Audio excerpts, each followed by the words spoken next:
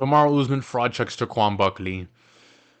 It's one of Buckley's worst performances, but props to Unk.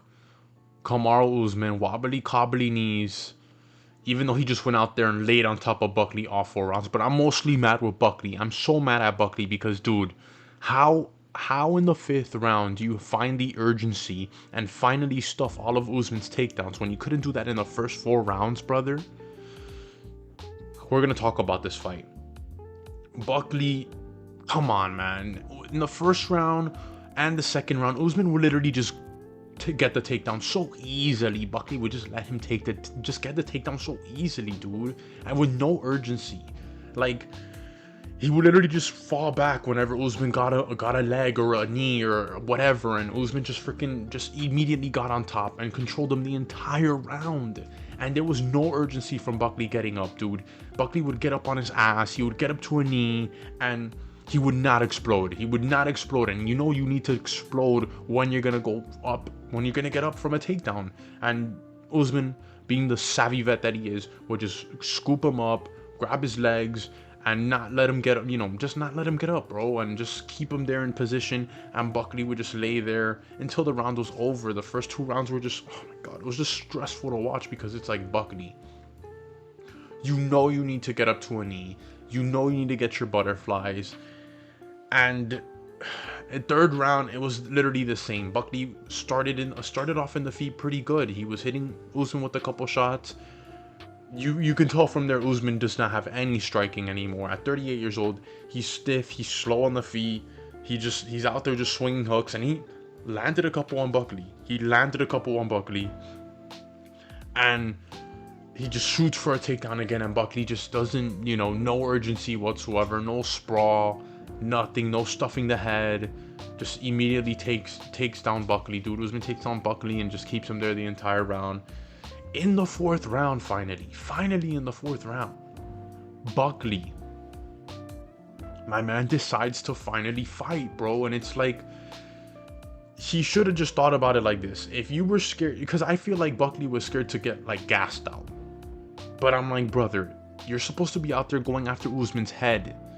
Usman showed that he still has a little bit of a chin, but he should have gone out there and tried to like kill Usman on the feet. He knows Usman doesn't have anything on the feet. He should have gone out there, leg kicks, oblique kicks, destroy the legs of Usman, dude. If you destroy the legs of Usman, he's not gonna want to try and take you down, or it'd be easy for you to stuff the takedowns. Because in the 5th round, the reason why it was so easy for him to stuff the takedowns from Usman was because he finally had the urgency because he knows he was losing. And on top of that, Usman was tired, bro. Usman was a little gassed.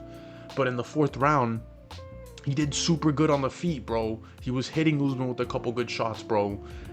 And then Usman just finally takes this man down again. And it's like, brother, it was so stressful to watch because, man, but it was one of Buckley's worst performances. We've seen Buckley go out there and stuff takedowns and even get up from takedowns, dude. I know middleweight is shit, bro, but come on, bro. Buckley was on a nice win streak, bro, and he showed that, what finally happened was, I'm pissed off, but using his strength to his advantage in fights did not work for Buckley. He usually would use his strength, his explosions, and he would just get up, explode up, and that would usually help him, get back on the feet. But this time around with Usman, a savvy vet, somebody who's really good on the ground, dude. Usman showed that he still has it on the ground. On the feet, he's hot trash. On the feet, freaking Carlos Pradas, Michael Morales, anybody on the feet can kill Usman. Let's be honest, dude. Usman did not look good on the feet. But it was just Buckley just didn't show urgency when he needed to stuff the takedown until the 5th round would piss me off, dude. I'm here screaming in my room. Like, now it took you 4 rounds to figure out how to stuff a takedown from Usman. And literally, the reason why Usman got so many takedowns was because Buckley would circle around the cage, he would get close to the fence, and Usman would just shoot the takedown so easily because Buckley didn't have space to sprawl. And I was just like, brother, what are you doing? I'm here telling Buckley, get the center of the cage. Put the pressure on Usman. If you take the lead in the striking, Usman's not going to try and take you down. Or if you just piece up Usman a little bit more, you would have had the chance to just knock him out or just get him out of there early at least, or in the later rounds. Usman would have been gassed on the feet. But in the 5th round, I'm there screaming. It was like Carlos Prates against Ian Gary almost. I'm there screaming at Buckley, yo, throw, pressure, swing at him, because at the end he was just there waiting for an uppercut, waiting for the big shot. And it's like, Buckley, go after him, dude. He's not good on the feet. He's not Ian Gary, at least. And he's just there just waiting for the big shot, swinging big hooks that miss. Like, I ain't gonna lie, Buckley whiffed on a whole bunch of shots, and most of them were just head clashes. Like, I couldn't even count how many head clashes there were in this fight, because there was probably like more than 5, let's be honest. The amount of head clashes that happened because Buckley would step in and throw a hook, and it would just clash of heads. It was insane. But stressful to watch Buckley lose this fight, man, because we know he has potential. There is potential, and he grinds every single day. That's why I love Joaquin Buckley. Joaquin Buckley's one of my favorite fighters because he goes out there and grinds every single day. But I don't know if he needs new coaches. I don't know if he needs a new training camp. I don't know if he needs to like train with top echelon guys, bro. I don't know, bro. Go train with the fighting nerds. I don't know. He needs more urgency on the takedowns. More urgency, just stuffing the takedowns, bro. I feel like he wanted to, like, you know, not gas himself, but at the same time, like, he would just put himself into really horrible positions, man, and it was just like so stressful to watch. But let me give some props to Usman out here, because, dude, 2-year layoff from Usman, and he comes out there, he immediately starts shooting takedowns. He's controlling Buckley on top, dude. I'm not gonna glaze him so much, because most of the first 4 rounds he was literally just laying on top of this man and just getting busy with some of the punches so they wouldn't stand him up. Let's be honest, like, Usman is not like elite, but he's a legend of the sport. But right now in his career, dude, he's 38 years old, bro. Like, Buckley, how do you let a 38-year-old unk do that to you, brother? You let a 38-year-old unk out-grapple you on the ground, bro. But God, I still believe in Joaquin Buckley, dude. He's ranked 7 in the division. He probably like drops down a spot, like Michael Morales is like, Michael Morales probably, goes up ahead a little bit of him, because, everybody else in the division has a loss. So Buckley probably just get dumped, bumped down to 8. But what's Buckley's next fight? I'm gonna talk about both these fighters' next fight. I think Leon Edwards again. I think Kamaru Usman versus Belal Muhammad is the fight to make. They both have beef, and that's just the fight to make. You got a legend in Usman coming off a pretty good win against a guy who was up and coming, a really good prospect. Everybody picked Buckley to win this fight because they want Buckley to be up in the rankings. I think that's the fight to make. Usman versus Belal, that's going to be a good fight. Like, Buckley was 1 fight away from a title shot, and 1 fight away from a title shot. So that's literally the fight to make for Usman. For Buckley, it was gonna be Cock versus Buck, bro. It was gonna be Ian Gary versus Buckley if he won. The beef was there. We're probably not gonna get this fight. Because Ian Gary's gonna be looking up at the rankings. Ian Gary's probably gonna be looking at a Sean Brady win. Let's be honest. It's gonna be Ian Gary versus Sean Brady, Belal Muhammad versus Kamaru Usman. Shavkat is probably going to fight Leon Edwards, if anything. Or if the UFC wants to give Buckley another shot, they probably throw Buckley versus Shavkat Rakhmonov. But I think Buckley's next fight could either be against Joaquin or Carlos Prates. Either one of those two. Or Michael Morales. But Michael Morales is probably going to be looking up in the rankings.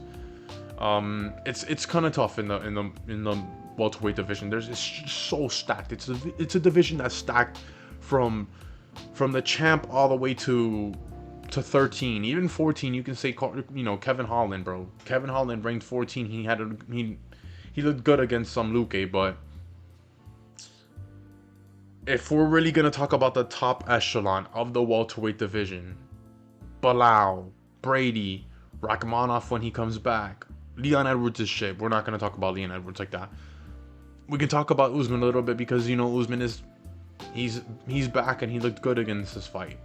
Gary, Buckley has potential. He needs a win now. Michael Morales is a guy who's looking up in the rankings right now.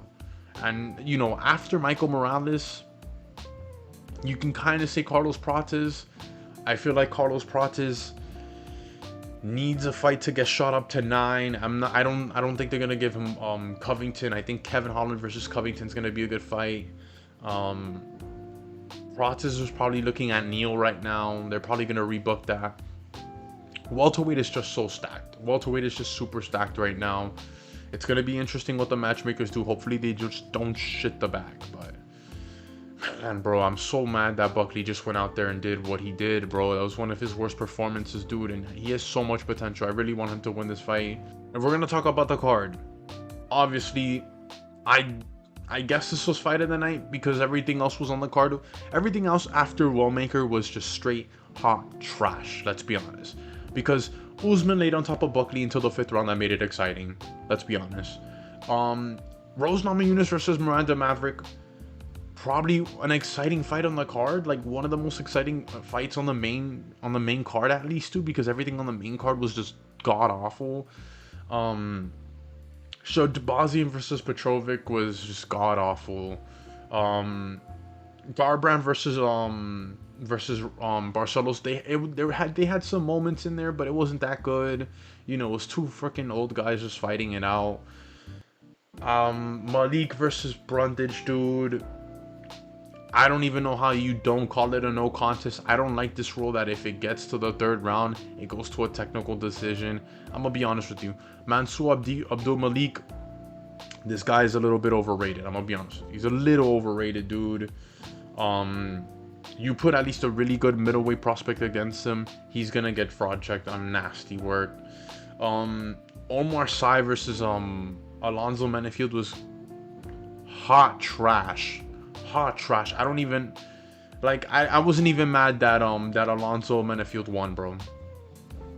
No contest because Rodolfo Bolado decided to freaking like, come on, bro. This man was looking for an Oscar-winning performance out there, dude. What are you doing? That should immediately get him cut from the UFC.